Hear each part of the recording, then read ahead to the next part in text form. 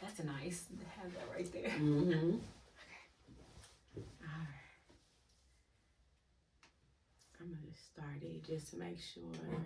Oh, I'm pressing stuff. Can you hear me? All right, can we hear everything? Alicia, testing 1, 2. Can you say something to see a microphone, please? Alicia, testing. Whitney, testing. Okay, perfect. All right.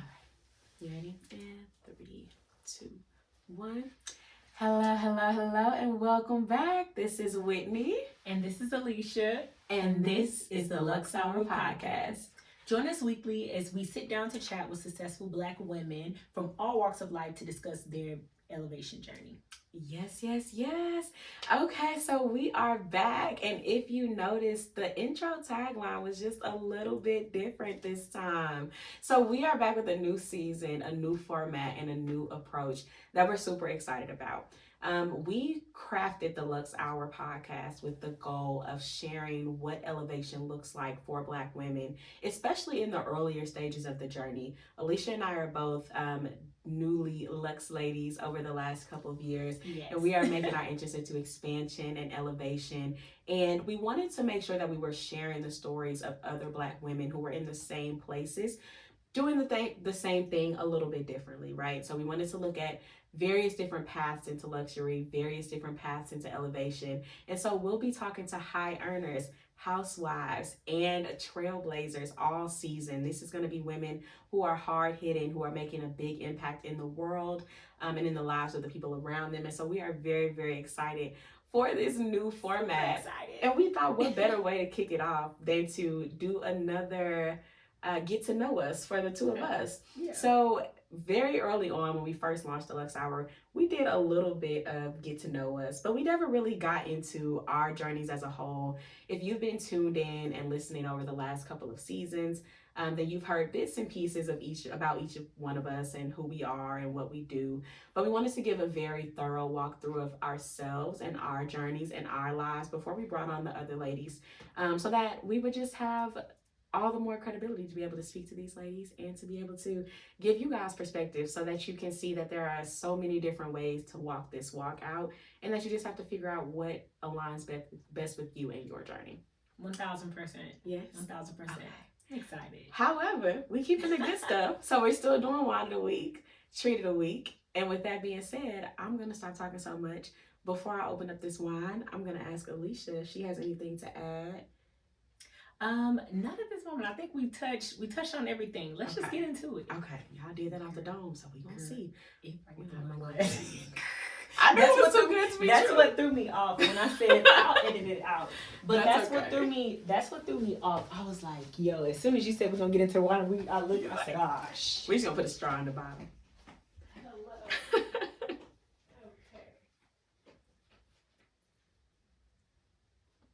Hey y'all, it's just me.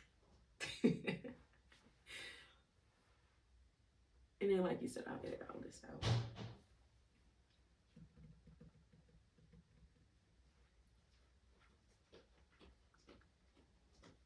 I am screaming.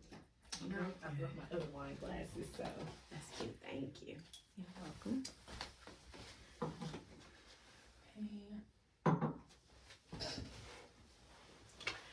All right. So this week we're coming in hard with the red because what better way to start other than the classics? Yes. So we have a Phoebus Mendoza Reserva. This is a Malbec from Argentina. Which, fun fact, one of my good friends and co-workers, this is his favorite wine. And so it's highly recommended, one of his housewarming gifts. So shout out to Patricio. Shout out Thank to you. Patricio. He's Thank from Argentina. you. And the housewarming was a lot. Okay, so this is a product of Argentina. This is made from 80-year-old Malbec vines. So this is an elegant example of Argentina's most representative grape, showcasing a delicate balance between dark fruit and French oak. All right, this is sitting at 14.5%. Oh, all right, Patricia. You speak my language. All right, so let's see. Could you hand me a glass, please? All right, y'all. It's been a minute, but please don't forget protocol when you are trying new wines. Open that baby up so that you get the full effect. So you'll see me swirling it here. And it's a little late, so I'm just going to get a little bit. All right. So it's got a very fluid, deep color. Oh, it smells good. It's sweet. Is it? All right, I'm let's see. excited now.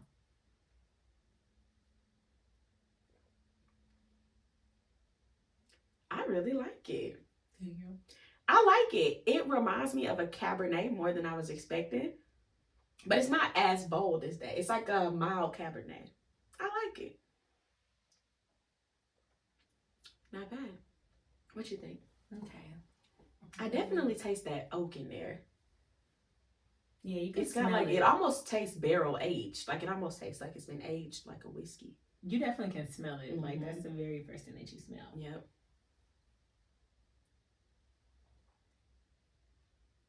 Definitely very smooth. It's every bit of 14.5%. It is. And you can feel it on the back end too. Yeah, which makes sense because he's a big guy. So, but this is a really good wine. I think I think that would pair so perfectly with like lamb, steak. I was gonna say the same thing. my God. Yes. I think that would just be like the perfect like Mhm. date night. And if you're trying to get your man, your husband, your boyfriend, your little boo, your little whatever the ladies are calling it these days. Please don't have a date night with the But but either way, if you're trying to get the special man in your life to open up to wines a little bit more, I think this is a perfect segue, especially if he's like a whiskey guy or a hard liquor Very much drinker. so. I think this one would pull him in. Very much so. Yeah. I would agree. Good pick, Patricia. Yeah. All It's really good. And next, let's move into the treat of the week. Treat of the week. So, we have to run it back, guys. Gotta run it back. But Haven't done it so long. we really haven't. So for those of you guys who are new, the treat of the week is essentially what luxury that you indulge in for the week. And again, it's not limited to anything. It's truly what you considered luxury that you indulged in for the week. So what did we indulge in? I'll let you go first. I bought a new air fryer. So Ooh. y'all know that for me, I'm gonna spend my money on my house. Yes. 8 times out of 10. And I bought a new air fryer. I really wanted something with a bigger basket. Okay. And I wanted something with a stainless steel interface to match my new kitchen. And so I bought a new air fryer, which I'm very, very excited about. It has like 40 million presets. So Ooh. I'll be able to tell it bakes, roasts, dehydrates, grills, the whole 9 yards. So I'm very, very excited about that. It was a purchase that I've had on my list for a while, Okay. but it just kept getting trumped. I'm not gonna lie, y'all. I mean, it just kept getting knocked down, but I made the move. Very, very excited. I will let y'all know. It is a Ninja. Don't give me the line, but I will share those details on our story or something. I'll share that air fryer. Yes, but if I please. like it, I'm not gonna give y'all no raggedy stuff. Okay, But so we haven't used it yet. we haven't used it yet. Okay. I haven't even picked it up yet. I actually ordered it for online pickup earlier today, and it's there, but I did not make it because I was running around the city like a chicken with my head cut off today. So I'm gonna pick that up tomorrow, and I'll be able to let y'all know by the next time we talk Yes. what I think about it. Instantly what I thought of Air Fryer Mommy, because I don't know if you guys follow him on Instagram, but Air Fryer Poppy, he literally cooks like everything in his air fryer. Oh my Like he's goodness. baked cakes in his air fryer. I think it was like a cheesecake he had and some other type of cake, but he does everything. I in the air believe fryer. it. He even had Baby. like a breakfast casserole or like scrambled In the air fryer. Because you can bake it, and I feel like a lot of people, air fryers are listen, if you are not a chef or a cook, and if you just like, listen, I cook to feed myself at the bare minimum, like an air fryer is, if you don't have one, you are missing out. I'm telling you, it makes every dish so much easier to cook. I still Yes. prefer to cook a lot of different dishes on the stove, the old-fashioned way, or in the oven. But the air fryer makes things so easy. I'm talking about when you need quick Simplistic. meals, like, yes. Meal prepping is a breeze. Put all of your salmon in there. You can Salmon, even put your veggies roasted in there. roast. You can do anything in it, literally anything. It's just a convection oven. And it gives you, the thing that I like too is it gives you that crispy, like, Yes. coating, if you will, without frying the food or adding without Exactly. adding those Flour. oils and flours. Yeah. I So that was my treat of the week, was a new air fryer for my little yes, kitchen. ma'am. What about you? Yes, ma'am. We are here for it. So finally got the ball rolling on the primary bathroom renovations. Mhm. So this weekend. Well, hold on, because I don't think you told the people that you bought a house at all.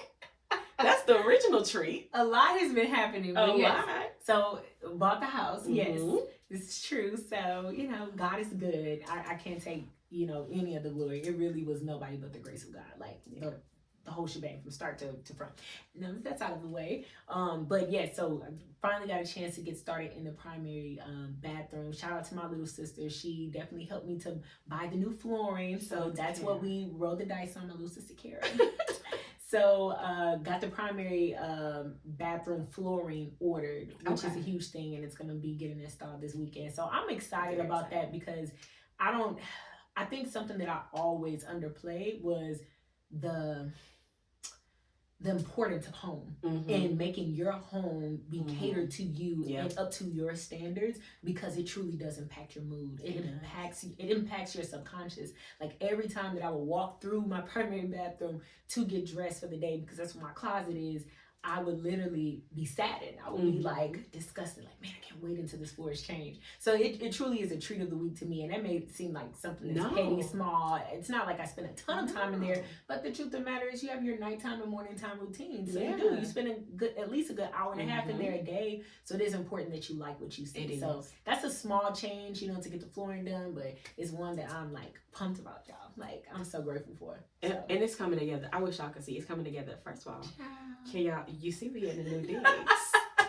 You can tell we're in a new spot. So it's beautiful. I wish y'all could see it, but it's gorgeous. It's coming together so well. Thank you, sis. I appreciate that. Of course. I do. Of course. You put a lot into it. You like really putting your time and your energy into making it a space that's happy and homey, and it's your first house. Like it's coming together. It's beautiful. I really am.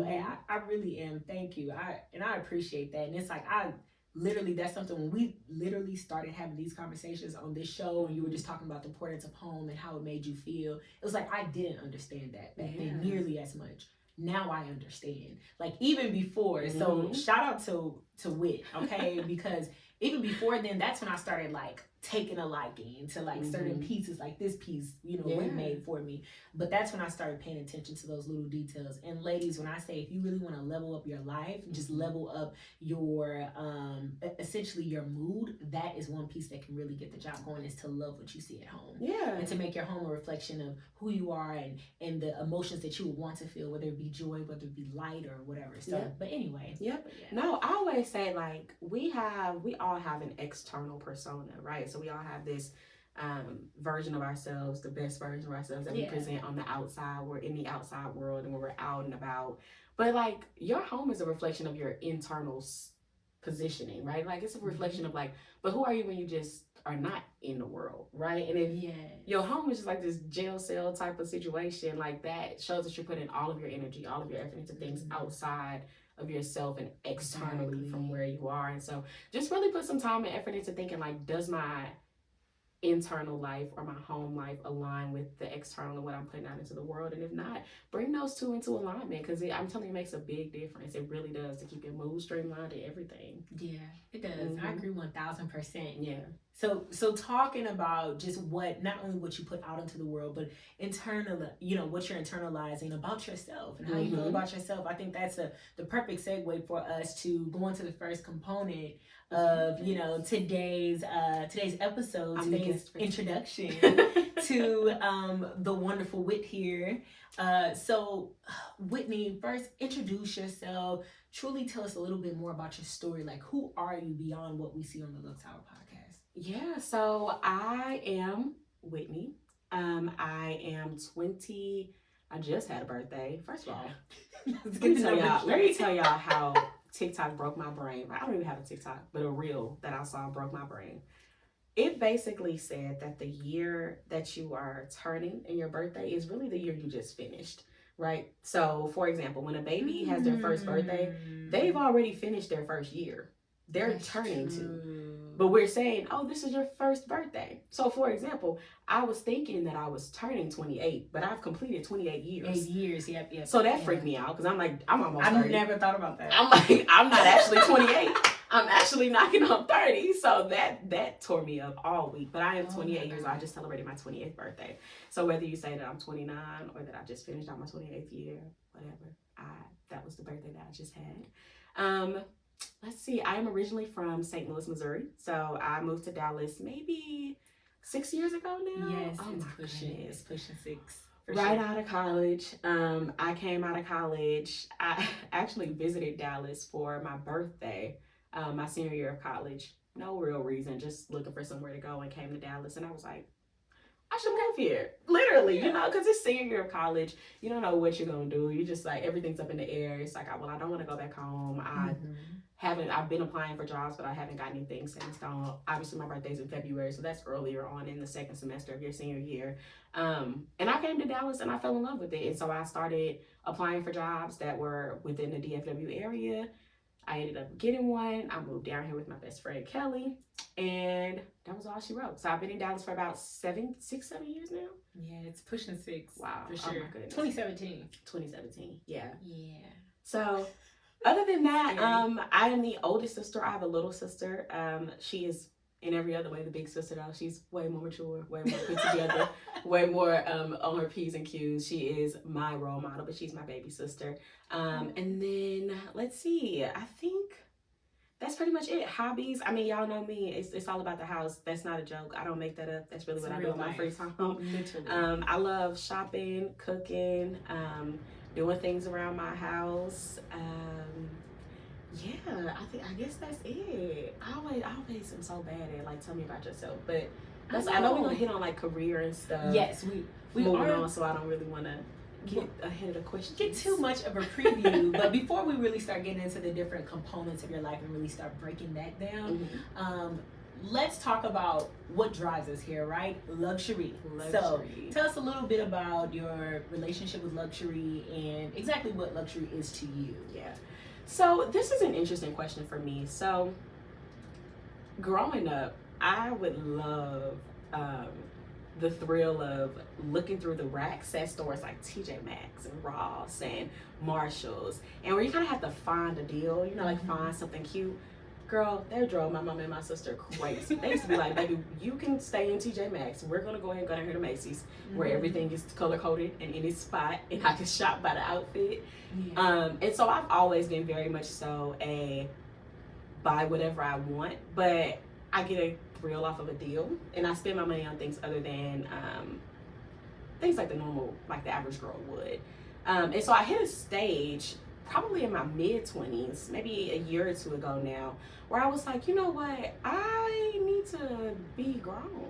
Like, I need to start spending my money on things like bags and shoes and clothes and things of that nature. And so I actually went through a stage where I bought a new car and I upgraded all of my external things, right? Like, I moved into a townhouse and I bought the car and spent all the money on clothes and shoes and bags. And like, that stage was fun for me, but I found that I didn't really need to reach outside of myself for luxury. So I naturally live a very soft life. I naturally don't really tell myself no unless it's a matter of like discipline or life and death.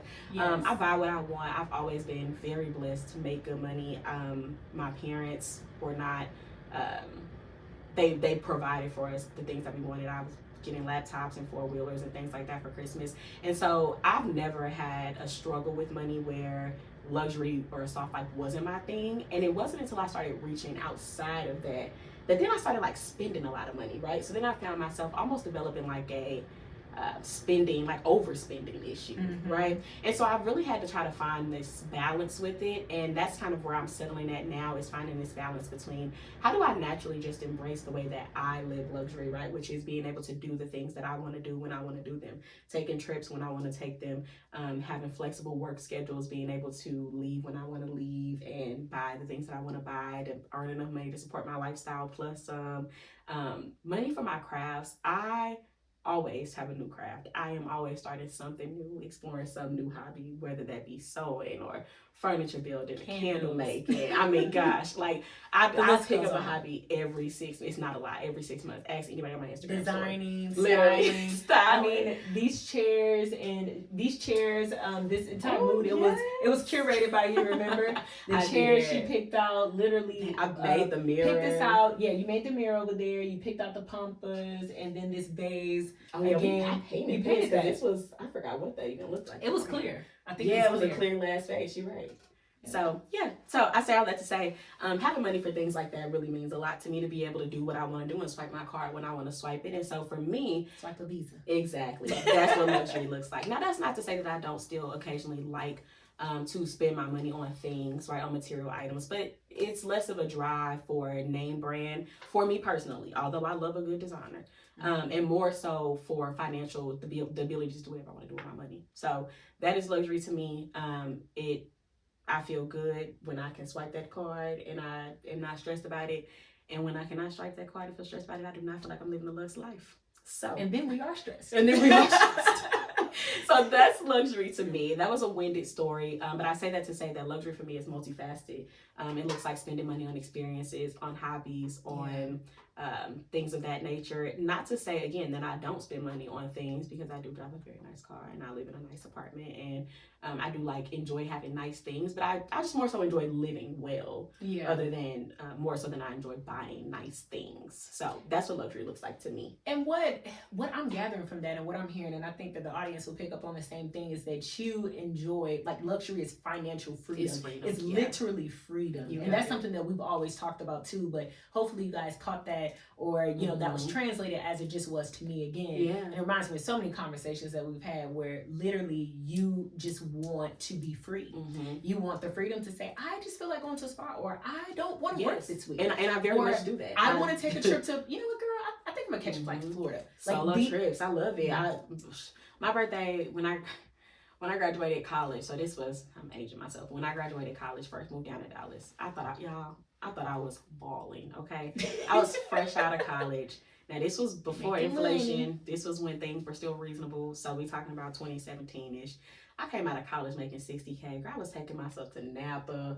I was on cruises. I was on a cruise when the world shut down for COVID. Girl, I just used to love just spending my money on myself. And I don't have children. I don't have pets. I got 3 plants. And that's about it. They just need water. Hello, they just need sunlight. Water and sunlight. And I got plenty of that. So yeah, that's what luxury would be for me, for sure. It's more about that freedom. Absolutely. And then you kind of hinted at that earlier. So of course, with the freedom and with luxury, obviously you need to have a career that pays you, so that you can do the things that you want to do and acquire those resources, or give yourself those experiences. So with that, so tell us a little bit about your career. What are you currently doing? Are we a corporate cutie? We a boss babe? How did you get started doing what you're doing now? Kind of walk us down that path. Yeah, so the answer is both. But my income comes from being a corporate cutie. So corporate, so my 9 to 5, I am a project manager. So I work for an IT consulting firm, and I basically manage our back-end intranet for all of our associates. So I work in comms tech / HR tech. And I do pretty well for myself. I just broke into project management maybe 2 years ago.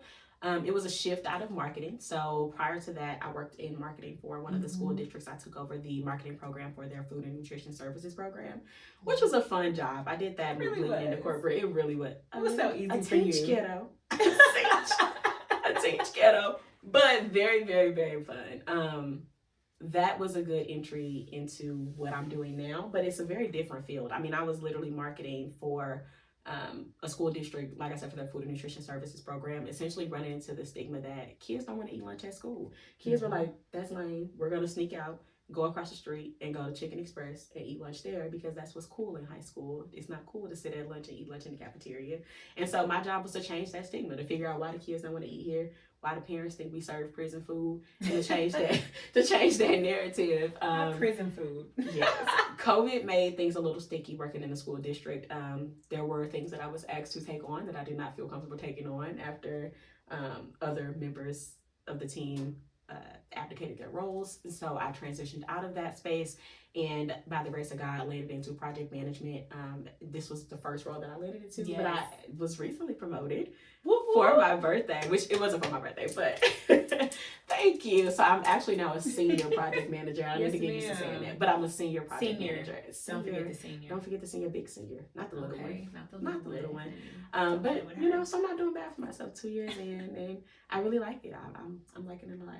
Yes, you're doing well. Thank you. That's From the boss babe side of things, I also have 2 companies. So I run a nonprofit, Whitney's Kitchen Co.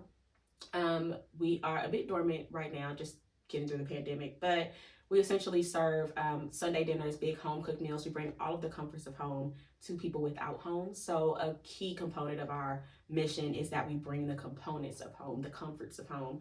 Something that a lot of people don't often take into account is that there are a lot of people who choose to be houseless by choice, and they do not want to try to readjust or reacclimate themselves or their lifestyles into society. And so we want to just really focus on making wherever they are a comfortable place to be. So bringing the things that you love about home out to them: warm blankets, smell good things on the holidays, Christmas stockings, right? Yeah, hygiene products. You got it. Yeah. But for, things like Christmas, one of the things you love about Christmas is getting a stocking in the morning, right? Yeah. So if we can give them things that are cute like that, like stuff in a stocking with, lotto tickets and snacks and the things that are just comfortable.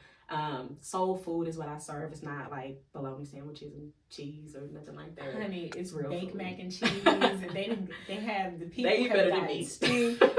They're definitely eating better than me. They eat better than me. Let me tell you. Okay? So I do that, and then I also have the Cedar House, and that's where I do a lot of my design work. I will be picking that up a lot more heavily this year, so y'all be on the lookout for that. But that is where I do all of the things that I love about home. So the design, the refurbishing, the product making, candles, blankets, all the good stuff, all the things. So those do not generate any profit yet, though, although I'm praying that this is the year that turns around. Claiming it. Yes, but I'm blessed to do well in my full-time role. So I'm a little bit of both, but that's my story. That's okay. Okay. Now I know that that's where we currently are in this new role of senior project manager. So along with that, we hardly touched on your educational background or what current certifications that we have, and outside of that, what certifications are we looking to obtain? Because I know that you are in project management. So if you can kind of walk the girls, the young ladies through that. Yeah, so my career journey was interesting. One of the big things that I always say starting out in your career is don't be afraid to change gears. I think sometimes we lock ourselves into a career path too early. And if you don't fully feel content or happy there, then you should keep your options open and stay fluid until you find your sweet spot. So I started out my career, like I said, I worked actually for a financial service. I worked for a big bank, and I worked in people management. So that was fine. I made really good money. It was a leadership development program. And so that really catapulted me from a career perspective. It kind of let me skip that bottom, the entry level roles, because it was a leadership development program. So they brought me in through right out of college, and they trained me up to work in mid-level management. So I did that for a while. And then when I moved into marketing, that was really just tapping on the other side of my degree. So I double majored in human development and family studies, so like social work and business comms, so public relations, which couldn't be further apart from one another, but they were both my interest levels, right? And so you can kind of tell that my career path switched back and forth.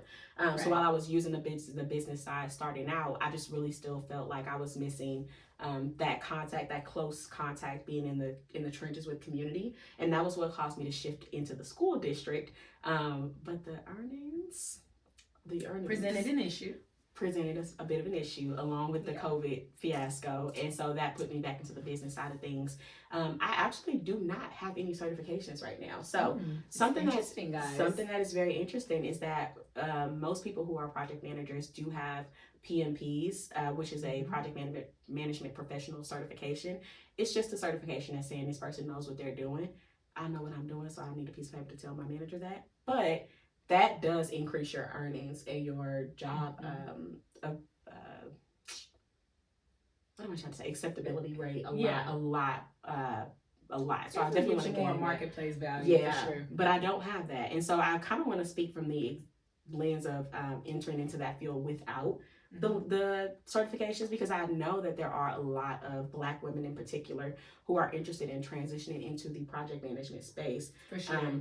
I know that over the pandemic that there was like a lot of social media content going around about ways that people can increase their earnings. A lot of companies started working from home, and people started looking at different career paths and things that they wanted to do. Really just being sat down for those 6 to 8 months gave people a lot of room to start thinking about their careers.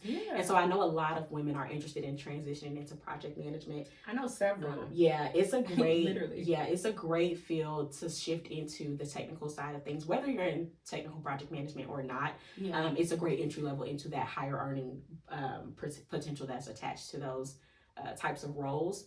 You don't need any qualifications other than your bachelor's degree for most jobs, but that PMP is, again, it's a game changer. But if you can finesse, if you have the soft skills to communicate upstream and downstream, if you have a little bit of finesse to be able to juggle the projects, and if you're a highly organized individual, then you can jump in, learn as you go, and get your certifications along the way. But right now, I don't have any. So let that be a bit of an encouragement to anybody who doesn't have certifications right off the bat and they want to get into project management. It's not 100% necessary to get in the door, but it does make your life so much easier once you're in the door. So, and I know that's going to be particularly helpful to so many people. It's funny, I saw my cousin just text me, came across my message, but she was just asking a few questions as far as like, man, some of the things that you answered. I do want to break into tech. I want to break into project management, because her thing is she's been making over 6 figures already, but now she's like, okay, I want to break into tech, but I don't have any certs. I'm not experienced in that field. How can I get in? What job should I start looking for? How can I get my foot in the door? What can, kind of give me that edge over the competition of those who might have PMPs or other certifications? So I know a lot of women that are already high earners, or those who are trying to break into that space or trying to break into tech. I thought that was very pivotal that you would even kind of speak to the fact that, hey guys, it can happen. It's let Whitney be inspiration that it can happen. And don't wait, right? So the market continues to get more and more competitive for these roles, right? So aside from project management, there's also things like product management, program management, UX design. These are all roles that they would call soft tech roles, which are basically tech adjacent. These are roles that the tech people need: software engineers, software developers, UX designers. They need people to facilitate the business side of what they're doing, right? So somebody's building the internet on the back end, but they need somebody to manage the change management to get everybody in the company up to speed on the new internet. Does that make sense? So look into those roles. And the biggest thing that I would say is to find roles at companies that align with your experience level. So for example, if you are a teacher, applying for ed tech roles, right? Educational technology, learning and development, program managers, things like that will give you a leg up if you have other experience within your resume that can kind of make up for that PMP. You got it. I agree 1000%, because at least you can speak to that side of the business, so you're not coming in completely blind, or they're not going to literally have to train you up to do your job and get you up to speed on the industry as well too. And that's a really good point. And every industry has project managers. If you're a CNA, go into healthcare project management. If you're in finance, go into financial services project management. I mean, there's not a business that does. If you work with your hands, go into construction project management. If you're a real estate agent, construction project management, right? There's builders who hire project managers to make sure that the new build communities get up in time, and that's a lot of money in construction project management. I would have got to be there. But I say all that to say, if you don't have the certs, it's not to say don't get them, and it's not to say don't work towards them. But you can always start with the certification. You don't have to jump straight to the PMP, because you need a certain amount of work hours in order to be able to get that certification anyway. But what you can do is get things like a Google certification, right, for project management. And you can do that in just a couple of months. It's really not all that extensive. And then just apply the work experience and background that you already have. Try to stay within that industry to get things done. And I think the piece that's typically always missing from what I see from the outside looking in project management too, is if you know how to influence and win people. That's the biggest piece of your role. That will always give you an edge on the competition. If you can speak to that in those meetings and being able to, or doing those interviews and be able to say, like, how can you get a team to get behind you on an idea? How can you gain their buy-in? That's always going to be the hugest thing. And honestly, that's pretty much in any industry, but especially with project management, you have to have your team buy in to the project. Project management is such a unique field because you are an individual contributor and you don't have any authority to make anybody do anything. So you have to just be able to get them to do it. They have to, you know what I mean? Like you have to be able to communicate in a way or connect and work in a way where people just work seamlessly with you. And a lot of project managers who lack those soft skills really struggle, because I hate to say it this way, but people in corporate can be vindictive and they can be buttholes. And if they know, like, oh, her success is depending on whether she gets this thing done in time, I don't like her, I can simply just not do my part. Does that make sense? You are a facilitator. So for me, I'm typically working on teams with 4 or 5 different work streams, and I'm just the one in the middle, just like making sure the ball stays in the air. Right. And exactly. if at any one other time one of those teams is like, girl, if you get you in that ball, you're so out. Yeah. That's just out of luck. That's it. So those soft skills cannot be underrated, and they cannot be underestimated. And truthfully, they will get you a long way in the interviews. If you are likable, and I say this is a bit of a caveat, so I'm going to drift a little bit. But I say this in every single interview, is when you're interviewing, a lot of people really want to emphasize their accomplishments. Yes, their accomplishments and their qualifications and whether or not they're good to do the job. And the fact of the matter is, if they read your resume and pulled you in, then they assume that you're borderline qualified, unless you show them that you're not. What they're really looking for is likability. People are really looking to see, do I want to work with this person? 1,000%. Do I want this person on my team? And a lot of people go into interviews and they're super nervous because they want to show that they know the stuff and that they're competent. Good.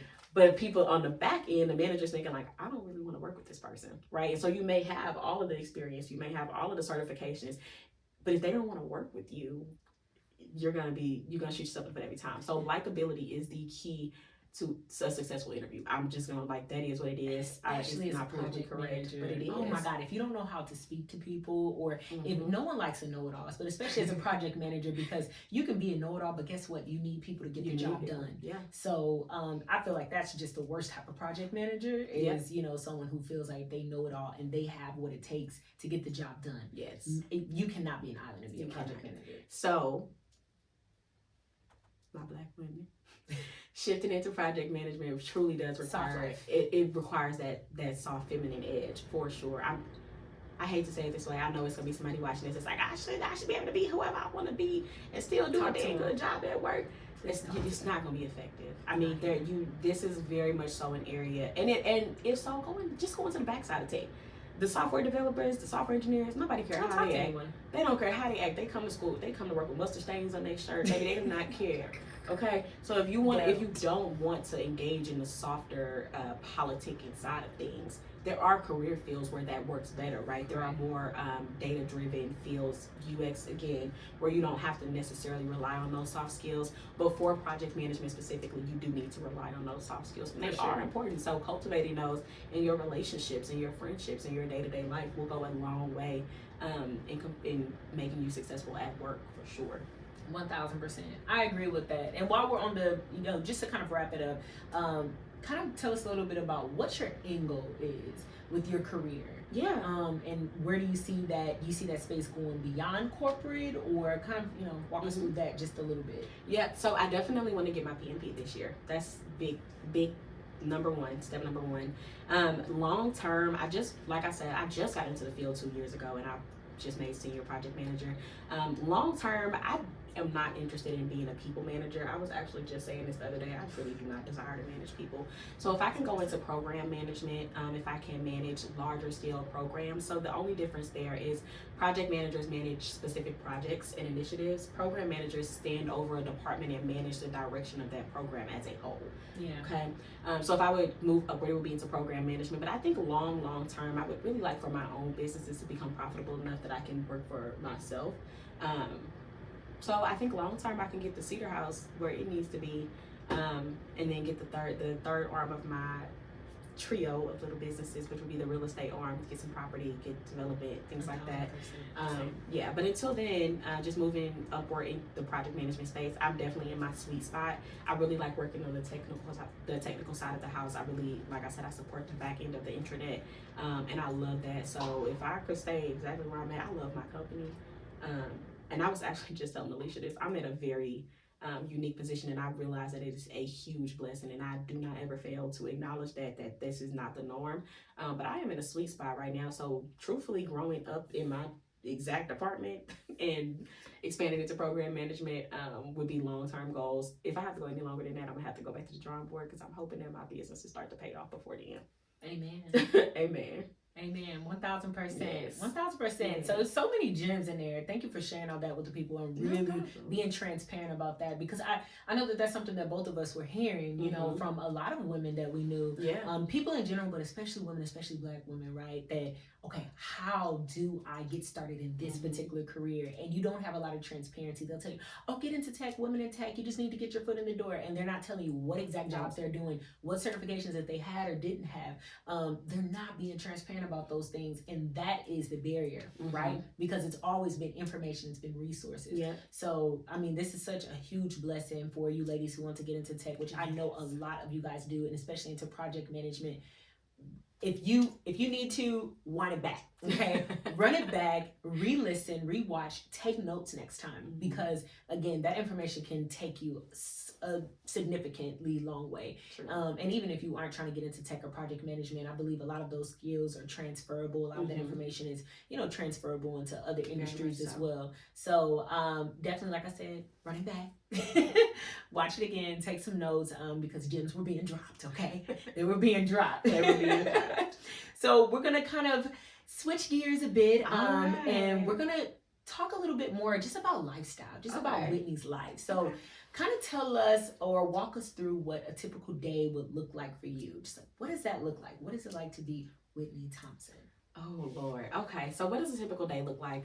I wake up in the morning. I typically check in with my group chat, my girls from back home. Shout out to Lexi and Kelly. And we typically check in and we establish our goals and our intentions for the day. We do this every morning. I'm not playing. I know it sounds cliche, but we establish like, what are our goals for the day? What is our intention? This is so that you start your day with direction, and I'm big on that. If not, my ADHD will get the best of me, and I love to bum around and blow some time and not do a single thing. So I always set my intention in the morning and figure out what is it that I need to get done today. Once I do that, I log into work. Typically, I'm an early bird, so I wake up 7:30 naturally, and I am bursting with annoying amounts of energy, literally. So I typically do some type of alignment. I drink hot lemon water every day. I love my electric tea kettle. If you do not have an electric tea kettle, please get an electric tea kettle. I'm big on drinking hot teas, lemon water throughout the day, but I start my day with lemon water. And then I sign into work. I basically get my mind right, kind of walk around, listen to music, sip my lemon water, wash my face, get ready for the day. If I'm going to be on camera that day, I'll curl my hair. If not, I won't. I just pull it up. Simple. I just pin it up. I got a what's the big clip called? Oh, the claw. Yeah, I got a big claw. Right there. Okay. Yep. So I'm big on that. And then I work from home. So I work from, typically I have a lot of I try to front load my meetings. A perk of being a project manager is I typically am the one that sets the meetings. Yes, ma'am. So I try to front load them for the mornings. And then I go to the gym around 10. This is new. I just started this year, but I go to the gym every morning right at around 10 o'clock. I love going during that time because it's just me and the old folks there. And so it's very peaceful. I have the sauna to myself. I have all of the machines to myself. I don't typically have to battle for things like space in the gym. So I go to the gym in the morning when I have all of my energy. We love the health regimen. Yeah, and this was a good addition for me because the gym is new and I had to find a way to fit it in a way that worked for me. After work, I'm done. So I told you I front load my energy. So I'm big energy in the morning. By 4 o'clock, I'm winding down. And I mean quickly. I mean like spiraling. Whoa. So going to the gym after that is really not an option for me. I intermittent fast, but I don't do that just like for weight loss reasons. I just typically eat once a day. What I found, this is a little bit random, but I don't get hungry until later in the day around 2. And so what happens is I would eat my first meal around 3-4 o'clock, and then I would get hungry again. I wouldn't get hungry again until like 9 or 10. So then I was finding myself eating super late dinners, right? So eating dinner at 9, at 10 o'clock at night. That was asinine. Like, I cannot keep doing that. And so what I did was I shifted to basically just doing 1 meal a day at 5, and I get all my nutrients in. And I love that. That has been amazing. I started that 2 months ago now, and then I'm gluten-free, dairy-free, so I'm always shopping for new ingredients. I typically sneak away during the day to go to Target just because I have a Target problem, and I go to Target. I'm not playing every day. No, like literally. Yeah, it's really not even. Since I met her. Yes. And then after that, girl, literally it's bad. Like at this point, it's kind of like how people identify me. Like it's like a running joke. But then other than that, by the end of the day, I'm winding down, right? So I am making something for dinner.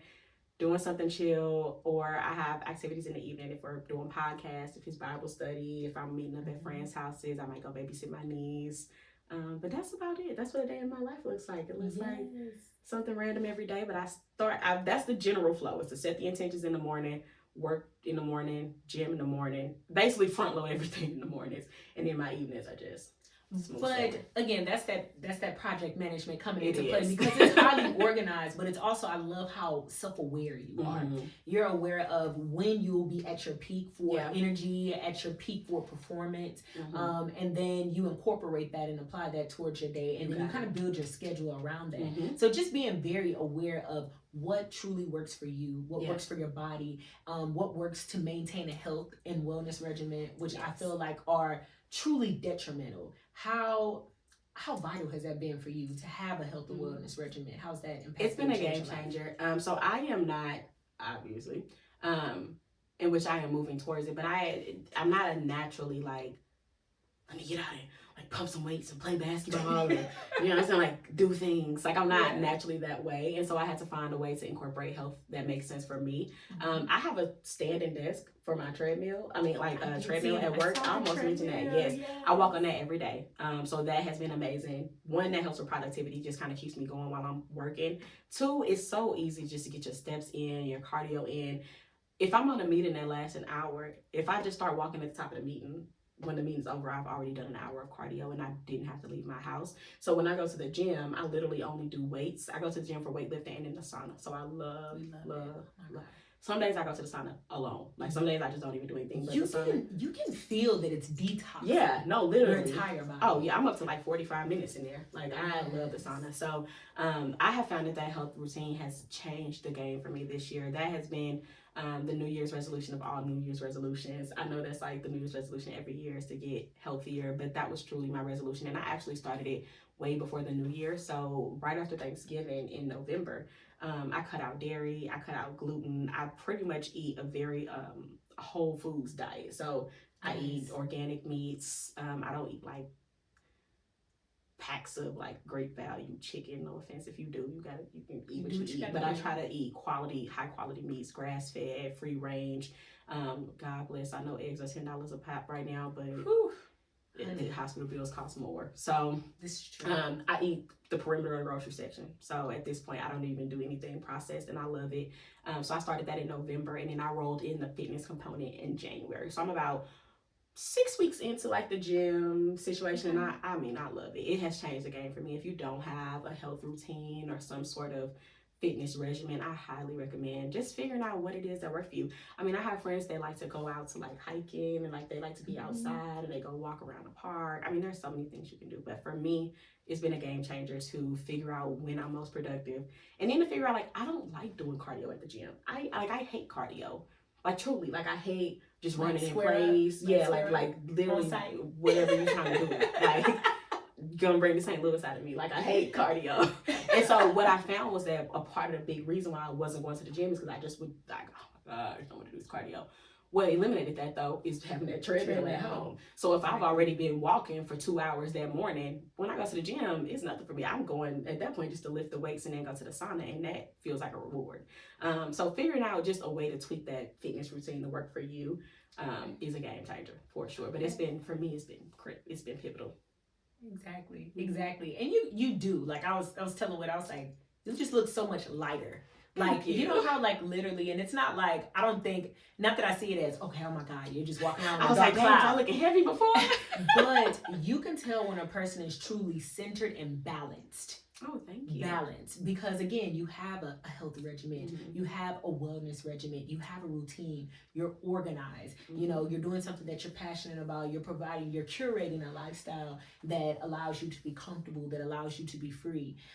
So again, I just want us to sit with that for a moment. You know, are you in a position to where you're enabling yourself to be lighter, or you're enabling yourself to have that same type of shimmer or spark or zest or zeal for life because you've created a well-balanced life, a well-balanced routine that incorporates all of those components that are vital. But I did kind of want to touch base on, out of your lifestyle, what is the biggest luxury? Tell the people. I think you kind of tap danced on this earlier, but I want us to go a little bit more into depth. What is the biggest luxury in my lifestyle?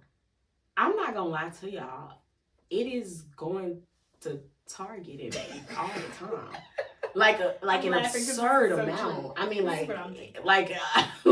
an insane amount. I go to Target. I'll find reasons to go. For real. Like I just find reasons. I'm in a group on Facebook, Black women who love Target. Like it's kind of bad.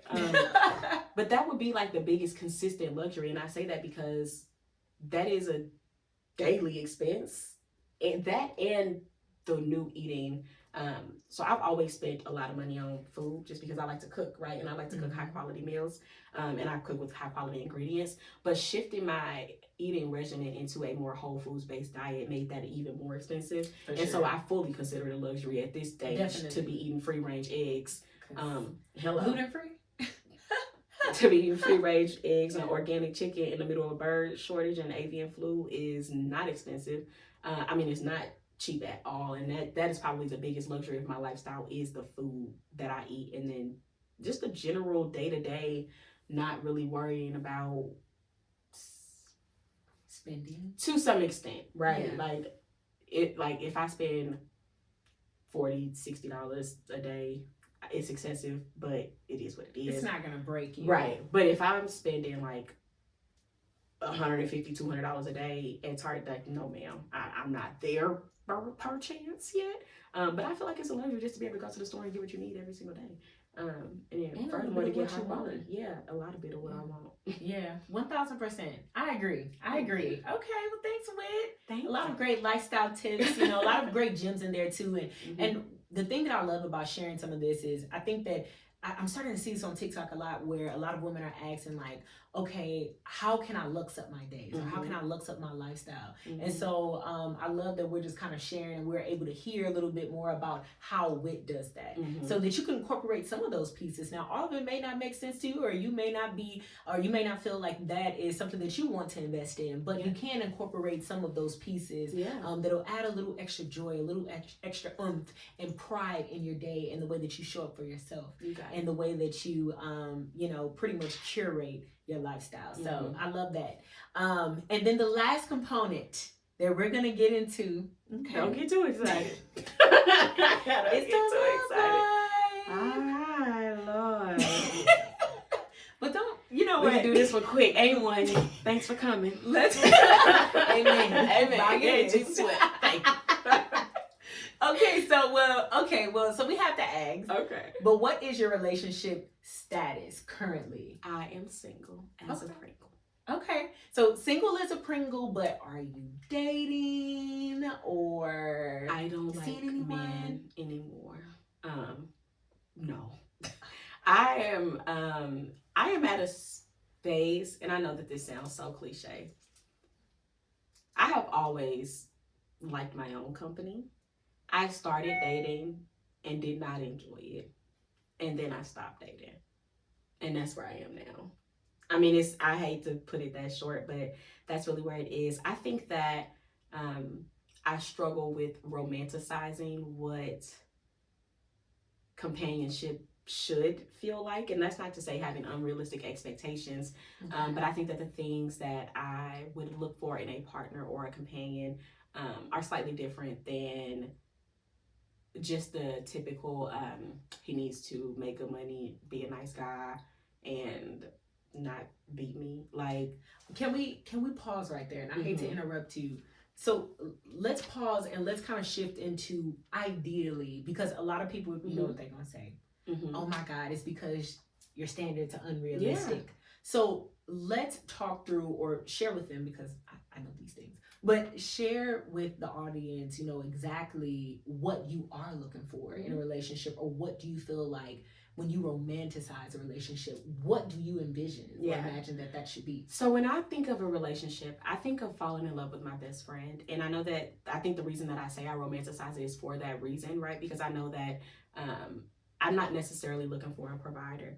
I'm not looking for a protector, even though these things would be nice. I'm looking for my best friend, right? So I'm looking for my counterpart. I would like somebody who we could have a deeply intimate, deeply connected friendship based bond, right? I truly want emotional safety, true intimacy. I love a man with some sense of artistic expression or connection to the world around him. I love a man who has a bit of soul or character to him. I love to laugh. Somebody that I can laugh with, somebody that I can do all of my favorite things with, and be roped in on their favorite things. And I think that in our day and age, that's kind of at the bottom of the list. It's like, well, we'll get around to the companionship portion, right? We'll get around to like whether or not we can be friends. But first, let's make sure you meet all of my standards. And I don't believe in approaching relationships in that way. This is a bit revealing, but I have actually a little bit of trauma around people placing unfair expectations on who you should be and how you should show up in the world. And I don't believe in doing that to people. So I believe in appreciating and valuing people for who they are and what they bring to the world. And I don't approach dating with like a list of standards. Like, he needs to be this, he needs to be that, he needs to be this. I need to like him. Like, that's really what it comes down to. I need to like who he is as a person, who he is as a man. I need to like how he carries himself in the world and through the world. I need to like how he sees the world and how he speaks. And I need to like his perspective and spending time with him. And I think it's, so for me, I think I'm just looking for more of a romance than a marriage. Yeah. And I think that what it sounds like to me, it's not that you're romanticizing a relationship, or you're romanticizing marriage, but I think that it's just the lens in which you have on it. It just isn't shallow. And so I want to go ahead and debunk that thought process for anyone that is watching that's thinking like, oh my God, well, she is romanticizing it. No, actually, it's actually looking at a lens from, I want to marry the inside of a person, not the outside. Which is why men struggle a lot with me, right? Because they come to me with the things like, I can buy you this, right? I can take you here. I can show you that. And it's like, well, I just kind of want to ride around with you. Like, I just want to see, like, what is it like just to ride around in the car with you, right? Let me just run through your day with you and see what you do on a day-to-day basis. And then it's like, oh, shoot, right? I just want to talk to you. What do you think about this? Did you see this? What do you think about that? What's your opinion on this? And I'm interested in who you are as a man. And I think sometimes men get lost in that space because, one, people typically don't care. I mean, to be fair. Fair enough. Most people, for men, are like, listen, buddy, we don't give a damn about you as a person. Can you pay these bills? Are you tough enough to protect us if something needs to happen? And like, you know what I'm saying, can we count on you? And I think when you require more of a man than those things, right, you feel like, well, I mean, that's nice, but like, tell me something new, or tell me something that you love, or bring me into some part of your life that's important to you.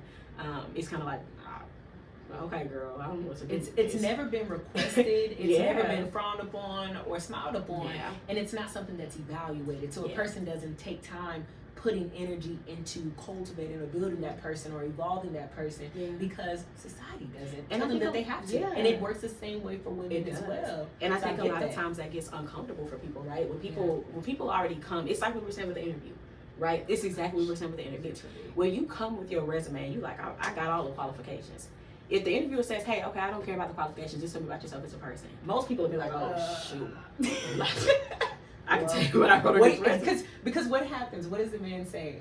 What do you want to know? What you want to know? Like, dang, there's nothing for me to know, right? Like, even that is like, well, what is there for me to know, right? Yes. Like, how do I know what to ask about what I don't know that I need to know or ask about? Got it. But that is so true. And I think that's always a telltale for me, because I don't care. To the end, I would always ask the question of, well, tell me about yourself. And it's funny because interviewing is shifting that way, to your point, to where they're saying, well, forget the job. Every project manager got a PMP. Why should we hire you instead of one of the other 75? I mean, you talk about 300-400 applicants per job at this point. And what makes you stand out? Yeah, well, who are you as a person? Do we want to work with you, right? It's just like I was saying with the job. They know you have the qualifications, but do they want to work with you every day? The likability. Exactly. And that's how I approach dating, whereas most people are like, I just need a companion. Like, I'm tired of being alone, right? People approach dating for tons of different reasons. Some people say, oh, I'm just tired of being alone. Some people say, listen, I'm just horny. Some people say, listen, I need the money. I'm broke. Some people say, I need somebody to take care of these kids. I mean, it's a million reasons people enter relationships that I don't have a single thing. I need to get out of my mom's house, our basement. Yep. Speak on it. What they call them, hobosexuals. Them ones that need a house. They need somewhere to stay. They need shelter. Period. Almost like stray dogs. Literally. Food and water. Exactly. So dating is tough for me because I don't need anything. I'm just like, do I like you enough for us to spend time with each other. I don't need you for anything. It's not like I'm like, if you don't have this thing, you ain't gonna meet the bar. Now that's not to say that I don't have preferences, right? That's not to say that I don't prefer that he not be unemployed and living in his car. But to know. Like, I also don't require he needs to make double six figures or 7 figures or have a luxury vehicle. I don't care about all that kind of stuff. So, I wish I would have kept my Kia. Shoot. So I think that that's just really interesting, a very interesting perspective. And so with that being said, let's take it a step further and say, what does a perfect ending to your romance journey look like for you? What's a perfect ending, and how do you feel about that perfect ending, whether it were to transpire or whether it would not? What do you mean, like in terms of like what I ultimately want? Yeah.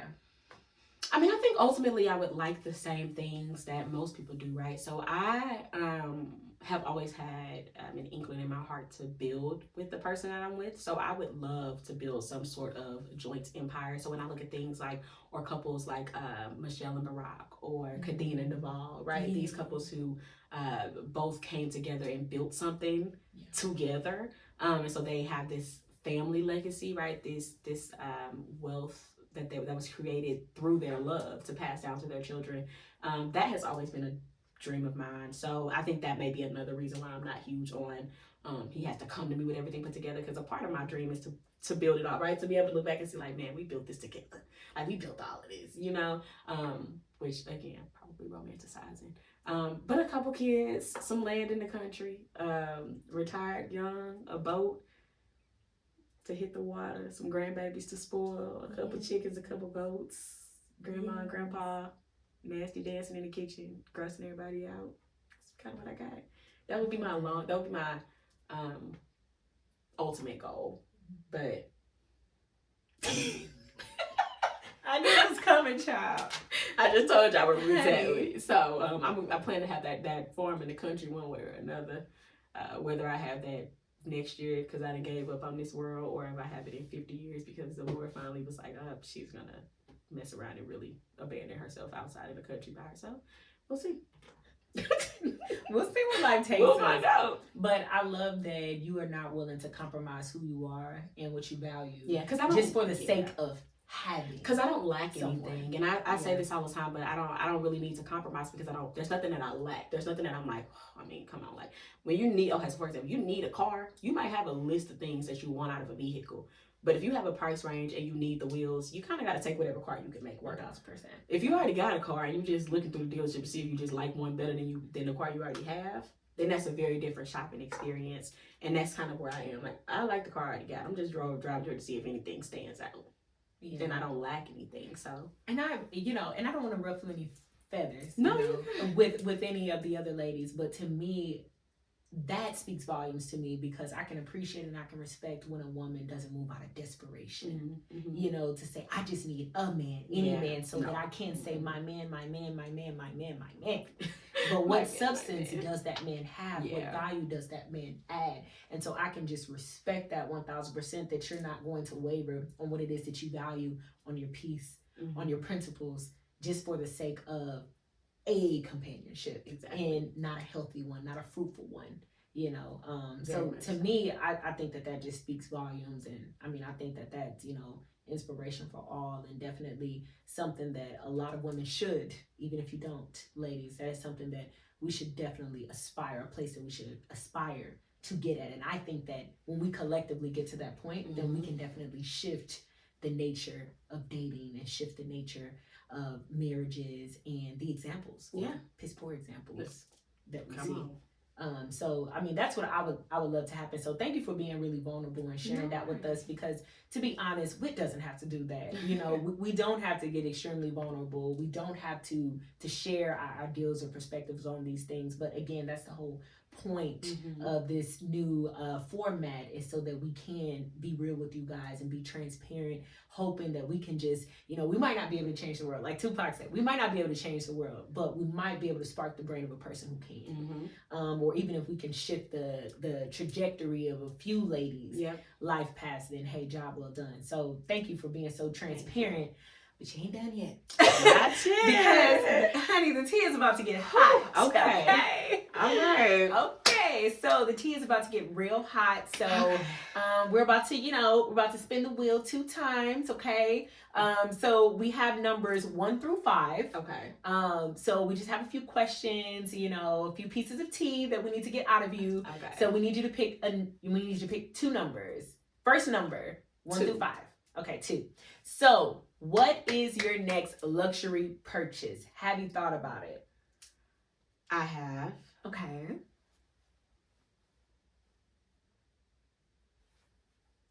I'm weighing out 2 different options here.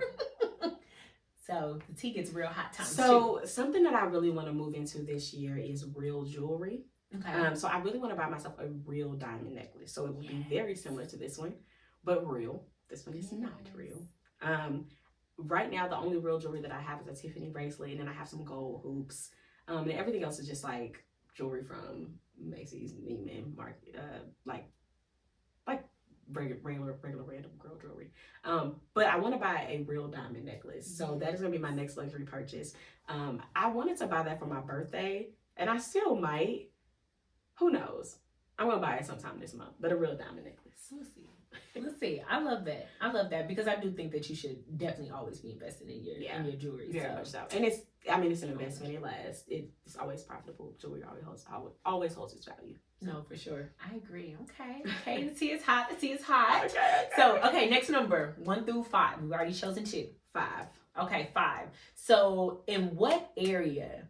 Oh, I love this question because we're getting in her business. In what area are you the biggest snob? Food. I am such a food snob. Like food. I already told y'all. Like I don't even play even down to the ingredients. Like down to the plating. I want it to be pretty. I want it to taste good. I'm so picky about eating other people's house, other people's stuff. Even restaurants. I almost even prefer to eat my own food rather than restaurants, especially being gluten-free and dairy-free. So I would say hands down, I am the biggest snob about that. That and the quality of my comfort items. So for example, I like good bedding. I like to be in my bed, so I need good sheets. Yes. I need a good good mattress. Okay. Like quality pillows. I actually upgraded my mattress too. I bought 2 mattresses last year. So last year I bought a new mattress that was a queen size. And then when I moved, I ended up coming across a crazy deal on a king size. And I found out that you can get king size pillows, which changed the game. So stuff like that. I'm a snob about anything home, anything food. That's it. That about sums it up. That's it. That sums it up. Guys. This seems about correct, guys. You got it. Your girl will wear a $7 shirt, and I will eat a $70 steak. I do not care. With no shame. I will, and we'll critique it, and we'll, It's okay. I could have added a little more time next time. Yeah, they could have put some rosemary in here, but they did. They could. They did. To the best of their abilities. Okay, perfect. So we have had Whit in the hot seat long enough. Yes, Lord. Yes, honey. But again, I thought that we definitely thought this would be vital for you guys, and give you a little bit more insight on your co-host, but also at the same time, to inform you guys as to why we should be sitting in these seats, talking to the guests that we have prepared for you guys on the season, which we are super duper excited about. Ladies, this is what y'all have to look forward to. So this is a good example of what we're going to be talking about. And this is what we're going to run through with all of the ladies. Like Alicia was saying, and like I was saying earlier, we have women coming from across the board. We got high earners, trailblazers, housewives, a little bit of everything. So whatever you want your path into luxury to be, we got somebody for you. So stay tuned in and catch us this season on the Luxe Hour. Yes, indeed. All right, ladies. All right. Bye. Until it's out. Cheers. All right. Oh, dang, that was long. Girl, it's only an hour, 8 minutes. Yeah, and that's probably with 20 minutes worth of us tripping at the beginning. Okay. Yes. Let me save this. Now, Lord, don't let this have turned off now. Please, Lord. No, it didn't. Glory.